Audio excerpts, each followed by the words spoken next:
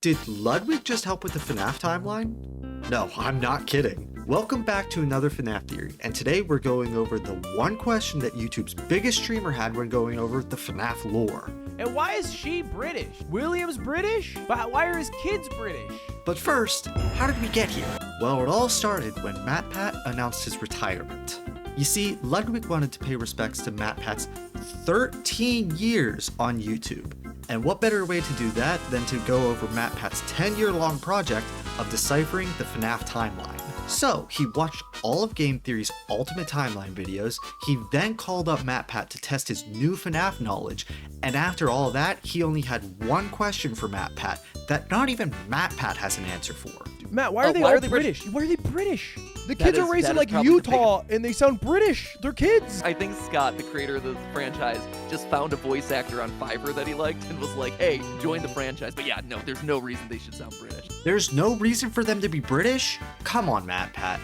Once is a coincidence, twice is a pattern, but all three Aftons are British. So I started looking into it, and Ludwig was right to ask why they're British. First off, if you don't know, FNAF takes place in Utah, in the good old US of A. So it seems a little weird for the entire Afton family to have a British accent, but maybe they're all just immigrants, right? Well, not exactly. You see, we don't have an exact start date as to when Fredbear's Family Diner opens, but we do have an estimate thanks to the books that it's in the early 1970s. And before Fredbear's Family Diner, there was Fredbear's Singin' Show.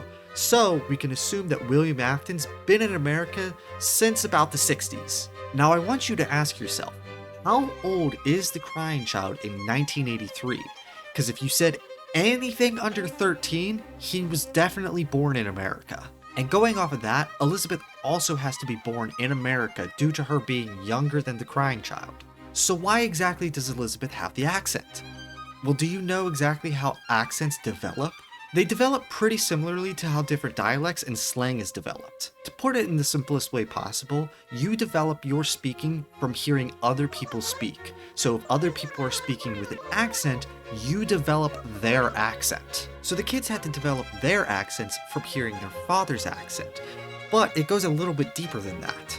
You see, some research states that kids don't fully develop their accents until the age of 12, meaning that these kids should be going to school at some point and losing some of their accents by interacting with other kids. But Elizabeth and Michael still have their accents. So why? Well, what if I told you that all the Afton kids were homeschooled? Don't believe me? I have proof. Let's look no further than the FNAF books to, of course, give us an answer to something that's in the games. You probably already know the story of Didophobia from other theorists, but I'll give you a quick recap. In this story, we follow a kid named Rory who is suffering from horrible nightmares. Each night, he's hunted down by these horrible, rotting creatures with sharp teeth, one being a fox with a pirate hook, one being a yellow bird, one being a bluish-purple rabbit, and one being a brown bear. And every day, he gets up to get ready for school. His dad has already left for work and his mom is supposed to be in the shower, so he makes himself his own breakfast, starts to get a little sleepy, and doesn't exactly make it to school. But one day, Rory wakes up to a completely different world. Rory's no longer 7 years old and his house looks completely different.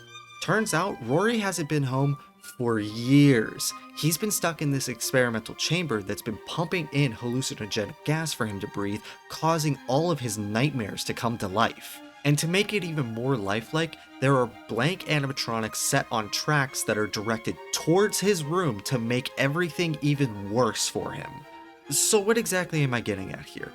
Well, it's heavily theorized that Michael Afton is put into these same experiments by William Afton, and the only way that William would be able to do this and get away with it is if Michael didn't have to show up for school.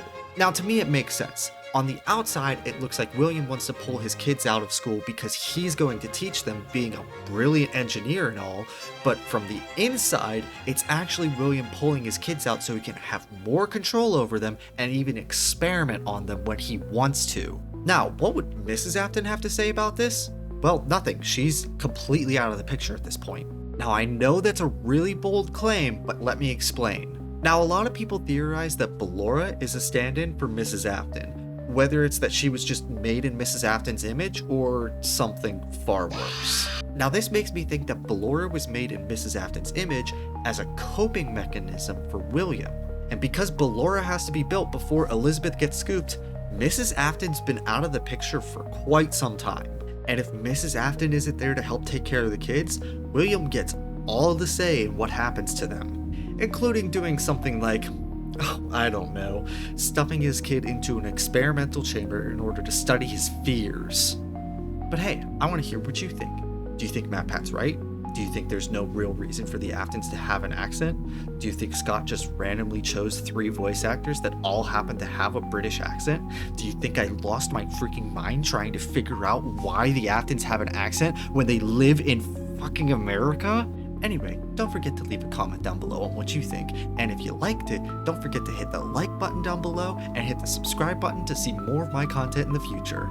If you want to see more of my content, here's 2 more videos you may like. One of them goes over each Afton family member, and the other is chosen by YouTube. Now, if you'll excuse me, I have to go figure out why Fredbear's hat changes from purple to black, and somewhere in between turns brown. Thanks for watching.